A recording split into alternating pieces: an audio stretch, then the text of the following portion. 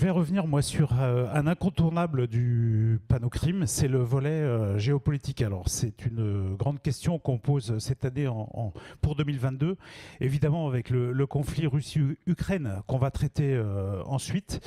Mais je vous propose de revenir déjà sur quelques sujets qu'on avait laissés en suspens en 2022, voire plus anciens, comme le cas de Julian Assange. Depuis 2012, il est réfugié dans une ambassade suite aux leaks, Wikileaks de 2010. On avait déjà commenté dans les panneaux crimes passés la probabilité d'une tentative d'assassinat par la CIA en 2017, je crois. Et puis, bien sûr, en 2022, fin 2021, début 2022, beaucoup de suspense autour de son extradition vers les USA. Alors en 2022, on a eu un vrai feuilleton avec de multiples épisodes entre des contestations de décisions de justice, des appels, des recours. On a surtout eu, le 17 juin 2022, une décision importante, l'accord d'une extradition vers les États-Unis, sans prise en compte des risques sur, entre guillemets, la santé de Julian Assange. Alors évidemment, les échos ont été une saisie de la Cour européenne des droits de l'homme en décembre 2022. Et puis, on est resté en 2022 avec un message final de soutien de Julian Assange, de Edward Snowden, au cas de Julian Assange. À suivre en 2023, Snowden. Les choses ont aussi progressé en 2022. Il est désormais russe par décret présidentiel de Vladimir Poutine en septembre 2022.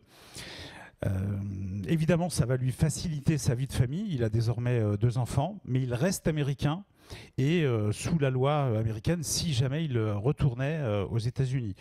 Par contre, et ça a été évidemment bien commenté, puisque c'est aussi la communication par l'agence de presse russe TASS, il est désormais à l'abri d'une extradition. Le prix à payer, voilà, c'est d'avoir juré allégeance à la Russie dans une période un peu compliquée, puisque la guerre avait démarré avec l'Ukraine quelques mois avant. Le troisième point qu'on suivait depuis 2021, c'est Pegasus, le cheval ailé. S'est-il envolé ? En fait non, puisqu'il y a une enquête très fouillée qui a été menée par un consortium de journaux à l'été 2021 qui avait effectivement montré qu'il y a eu de nombreux impacts qu'on a commentés déjà dans le dernier panneau crime. Mais en 2022, il y a eu énormément d'enquêtes, donc que ce soit des plaintes de journalistes ou d'élus, le Parlement européen, l'Algérie, la Cour suprême indienne ou des entreprises comme Apple et WhatsApp qui se sont retournées contre NSO. Et puis aussi, c'est assez intéressant, le Maroc, en diffamation contre les médias qui avaient mis sur la place publique l'usage des outils NSO ici. Et puis évidemment des tempêtes politiques avec des accusations d'espionnage d'opposants en Inde, en Espagne sur les Catalans, etc., etc. Et puis des nouveaux pays clients qui sont apparus. Alors, une interrogation sur les États-Unis via le FBI, qui aura été proche d'un usage de cet outil. Le Salvador, et puis en Europe, les renseignements allemands, qui ont aussi été pris dans la tempête. Et puis, in fine, Israël lui-même, qui aura été susceptible d'utiliser ces technologies et ce produit contre ses ressortissants. Donc, une grande enquête qui est accessible notamment par le journal Le Monde, que je vous encourage à lire, puisqu'elle a reçu le prix Georges Polk 2021, prix du journalisme technologique. Je cite parce que je l'ai découvert et que je trouve que cette enquête est assez complète. Le tout a permis d'ouvrir les yeux sur cette industrie de la surveillance, avec par exemple et désormais un rapport annuel par exemple de Meta sur le détournement de ces solutions pour des techniques de surveillance à la demande. Alors quand on parlait de cyber, on parle aussi de confrontation plus étatique. On en a souligné beaucoup en 2022, enfin on en a relevé beaucoup, constaté beaucoup en 2022, entre États, que ce soit des victimes ou que ce soit plutôt de cybercriminels ou que ce soit plutôt des confrontations où les États sont plus engagés les uns contre les autres. Alors on a retenu un premier exemple, le Vanuatu. Donc 315 000 personnes réparties sur 80 îles qui sont retournées au papier-crayon et à des procédures complètement manuelles et locales suite à une attaque, a priori cybercriminelle, d'un rançongiciel avec une fuite de 3 téras de données. Donc quand on connaît les débits au Vanuatu, ça aurait peut-être été quand même détectable. Mais bon, en tout cas, le résultat est là. Le pays a été vraiment complètement à l'arrêt avec des attaques revendiquées par ce groupe cybercriminel fin décembre.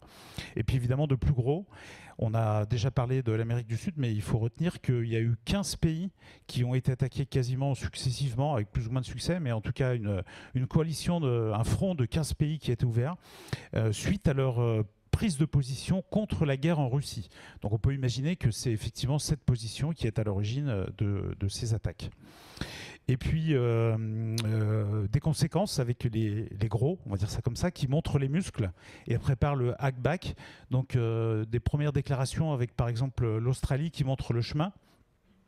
Est-ce que c'est un ballon d'essai qui vient de l'hémisphère sud, puisqu'on sait qu'aujourd'hui Joe Biden fait beaucoup d'annonces sur notamment ce qui est des interventions en soutien de pays amis victimes. Un exemple bien illustratif, l'Albanie, qui accueille, héberge, protège des opposants au régime iranien, qui a subi en juillet 2022 des attaques qui ont été à l'époque qualifiées de destructrices, donc qui ont frappé le pays très durement. En septembre, après quelques semaines, l'attribution a été faite sur l'Iran et amène à une rupture diplomatique dans le monde réel. Donc c'est pas du tout anodin. Ce qui est intéressant, c'est que l'attribution a été faite avec un grand support des États-Unis qui soutiennent ici leur allié de l'OTAN. Et puis ça, on peut le mettre en parallèle, enfin on a choisi de le mettre en parallèle avec une autre attaque en août sur le Monténégro. Alors, la particularité de cette attaque, c'est que la France est intervenue en défense, l'ANSSI l'a fait savoir, le FBI également, donc on sent un peu une petite rivalité amicale peut-être entre ces deux pays. Mais ce qui est intéressant de voir, c'est que lors de la dernière audition à l'Assemblée nationale du nouveau patron du ComCyber, il y a eu aussi une revendication de mise à disposition de moyens du ministère des Armées. Donc c'est vraiment à mettre en perspective avec les annonces actuelles, les projets d'executive order du président Biden qui envisage de faire du preempting sur les réseaux face aux ennemis. Donc une préposition, et évidemment on peut imaginer tout ce qui se passe en ce moment sur les interventions, on va dire, en Europe de l'Est. En Europe, on a retenu un cas assez classique, prise de position politique du Parlement européen. Grosse attaque en déni de service à suivre. Là aussi, lié à une prise de position autour de la Russie. Voilà pour les confrontations étatiques. Un autre sujet récurrent depuis plusieurs années, c'est le cloisonnement de l'Internet. Donc c'est un concept qui est en progrès. On revient sur des problématiques d'infrastructure de l'Internet. Les petits copient les gros. Ici, c'est le cas du Turkménistan. Alors ça va mieux avec la traduction, mais qui annonce créer un Internet souverain. En se calant sur le modèle russe. Bon, on ne sait pas encore exactement ce qu'il en est, on ne sait pas comment ça fonctionnera, mais c'est bien une volonté politique de ces différents pays. Sur l'espace russe, on a un peu de nouveau. On parle de RUNET depuis 2019, avec évidemment, vu le contexte, une accélération de la pression, de la censure, et puis également des lois sur le privé en mars 2022 qui imposent la souveraineté, la territorialité, le filtrage du contenu. Dans les mains on en avait parlé dans le Panocrime il y a 3 ans, de l'organisme Roskomnadzor, il va falloir s'apprendre à parler un petit peu russe, mais qui lui-même a commencé l'année dans l'actualité en se faisant pirater et en étant victime d'une exfiltration de données de 820 gigas. Mais en tout cas, toujours cette volonté de déconnecter l'Internet russe en passant par l'Asie. L'Asie, 3e volet de l'espace numérique éventuellement cloisonné. Donc un front lancé en 2018 par les Chinois avec une initiative New IP qu'on avait déjà commenté aussi ici, qui a pour objectif de placer un nouvel Internet, un nouveau protocole IP avec de la censure by design. Les travaux se font sous le contrôle de l'UIT, avec une grosse rivalité entre la Russie, les USA et la Chine, avec un jalon important en 2022, l'élection d'un nouveau secrétaire, puisque le président chinois a déjà fait 2 mandats de 4 ans. Ceci dit, ce candidat russe est un peu particulier puisque c'est un ancien de chez Huawei et donc il est très proche des Chinois sur un front commun signé en 2021 avec des élections en septembre 2022 qui ont donné l'élection d'une américaine, Doreen Bogdan-Martin, dans une organisation qui parle beaucoup de langues, français, arabe, espagnol, mais pas encore le chinois. Mais quand on clique sur l'onglet secrétariat général, On a encore l'ombre de l'ancien secrétaire général chinois qui rôde. Là, je l'ai fait il y a 2 jours. Donc le site n'est pas à jour et les Chinois sont encore très présents à l'UIT, manifestement. Prestouplenie nakazanie. Crime et châtiment. Célèbre roman du 19e, Raskolnikov, etc. Mais il va falloir aussi découvrir le Crime et châtiment français, drone naval, financé complètement par un donateur anonyme français, dans le cadre d'une initiative de collecte de dons autour du conflit ukrainien. Donc je vous invite à regarder ce site, il y a des vidéos promotionnelles assez importantes, et il y a un onglet « Financer votre drone naval » avec un petit film très sympa. Une guerre d'images. Est-ce que c'est une guerre Truman Show? Donc pour ceux qui connaissent le film, c'est le monde sous cloche, avec un héros qui vit. Alors, une guerre observée évidemment par le monde entier, avec des mises en scène très classiques. Les frères Klitschko qui reçoivent des antennes Starlink, et évidemment Elon Musk qui est derrière et qui fait sa promotion. Elon Musk qui a un peu hésité puisqu'il a été obligé de revenir sur le financement en essayant de tendre une perche vers le gouvernement américain qui ne l'a pas prise, donc il continue à financer lui-même son Starlink. Mais globalement, une guerre d'images avec des deepfakes en tout début de conflit où le président Zelensky demande l'arrêt de la guerre et appelle ses concitoyens à poser les armes, avec une autre deepfake qui suit où le président Poutine annonce la victoire russe. Donc évidemment tout ça, ça a été débunké très vite.